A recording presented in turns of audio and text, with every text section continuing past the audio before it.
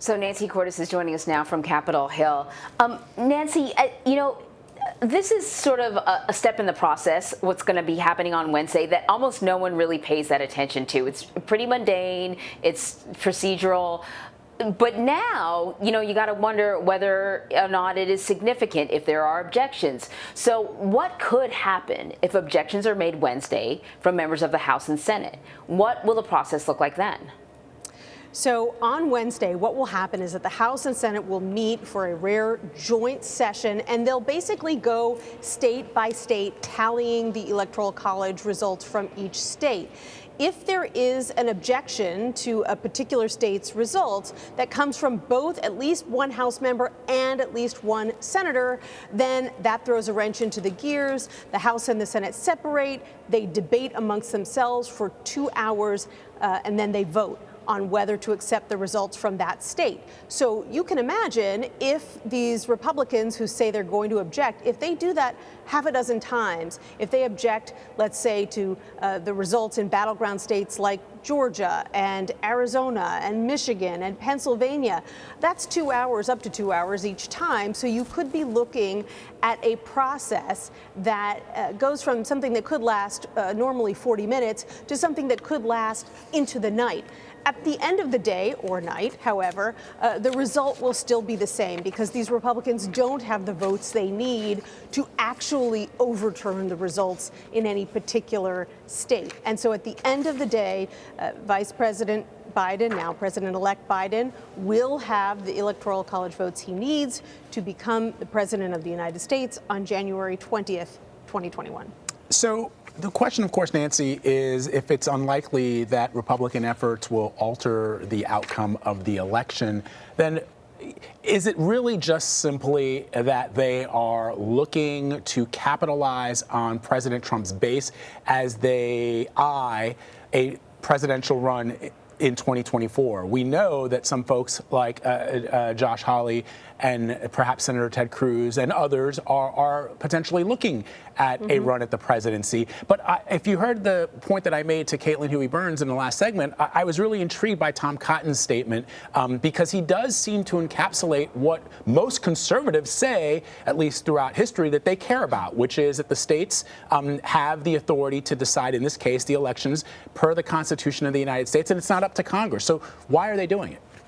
Look, I think everyone is trying to stake out their territory, right? And so, yes, for some individuals like Ted Cruz or Josh Hawley, 2024 might be a factor. They might believe that this move gives them some cred with the very significant part of the Republican base that still supports Donald Trump and likes to see other Republicans backing Donald Trump. And for that reason, Tom Cotton might be trying to stake out different territory. There are some House and Senate Republicans who seem to truly believe some of these conspiracy theories, much in the way that the president does. As you heard in that 1-hour conference call with the Secretary of State from Georgia, the president seemed to truly believe some of this information that he had been given from dubious sources about dead people voting in huge numbers and ballots being shredded and parts of voting machines being taken out and replaced, all these stories that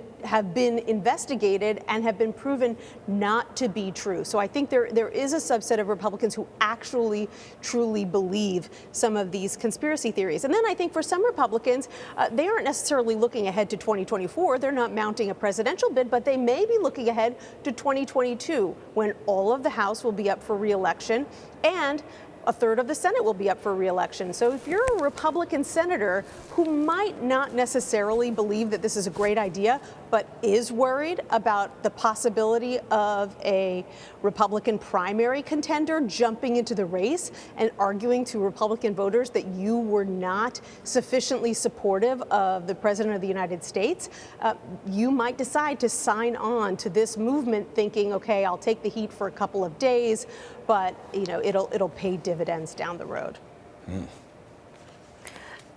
So the senators that are threatening to, object to the certification say that they want a commission set up to look at what they're calling disputed states, to take a look at the elections in these disputed states.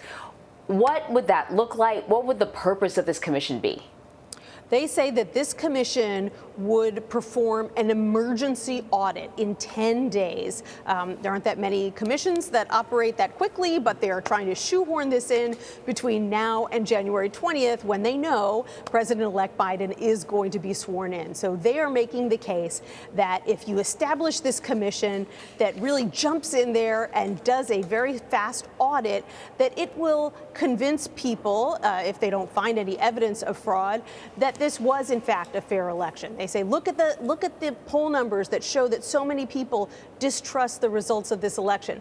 The problem with that argument is that the very same senators who are and House members who are now pushing for this commission are the ones who have been sowing mistrust by elevating these baseless claims of election fraud. So it's a circular reasoning here. They're saying people don't trust the election, so we need this commission, even as we continue to stoke conspiracies about this election.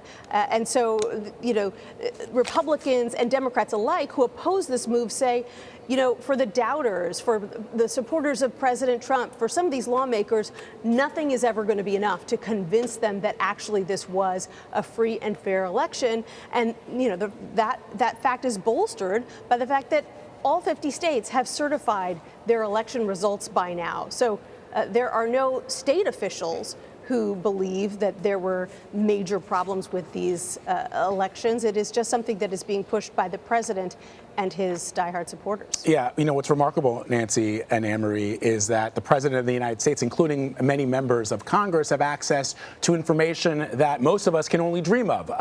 They have access to all of the world's information, specifically the president of the United States, and yet they choose to, troll in what the president called Trump media, which I have absolutely no idea what that is, except that it sounds like it's, crazy websites like 4chan and other places where, they traffic in misinformation. And I keep going back to this analogy of World War II. I mean, you'd have intelligence reports that here's where the Nazis planned to attack the Allies, and you could potentially have had a president saying, I don't believe that. I believe the crazies, who are Anyway, the question I have for you, Nancy, before I let you go, is about House Speaker Nancy Pelosi. She was reelected as Speaker of the House. It played out a little differently than the last time she was up for reelection because the Democrats have such a slim majority. Tell us about it. Right. Often what you'll see in these situations is that behind closed doors, Speaker Pelosi will essentially acknowledge that a certain number of her members, for political reasons, might need to create a little bit of distance between themselves and the speaker. Let's say you're talking about a moderate member of Congress or someone who comes from a swing district like Connor Lamb of Pennsylvania or Alyssa Slotkin of Michigan. And so those lawmakers will go ahead and vote present or vote against her, as long as she's got enough House Democrats who are going to vote for her to put her over the top.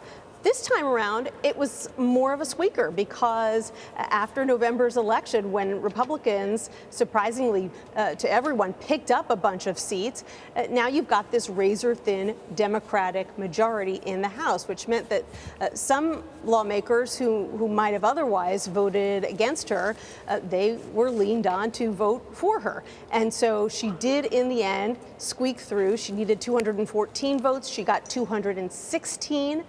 So she will be the Speaker once again of the House in what could be her final term in the House. All right, Nancy Cordes for us on Capitol Hill. Nancy, good to see you. Happy New Year. Thank you. Same to you.